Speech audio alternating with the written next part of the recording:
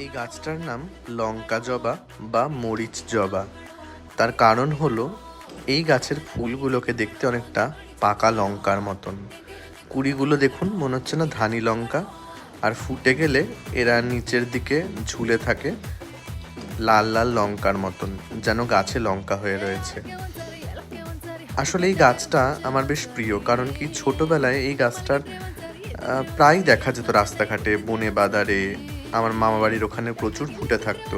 কিন্তু ইদানিং এত ফ্ল্যাট বাড়ি হয়ে যাওয়াতে এই গাছটা আর চোখে পড়ে না। আর আমার বরাবরই গোলাপের বা দামি ফুলের থেকে ভীষণ প্রিয় এই আমাদের দেশীয় গাছ, যেগুলো ছোটবেলার স্মৃতি বহন করে চলে। তাই জন্য এই গাছটিকে আমি সংগ্রহ করে আমার ছাদ বাগানে রেখেছি। শীতকাল আসতে না আসতেই কত ফুলে ভরে গেছে গাছটা।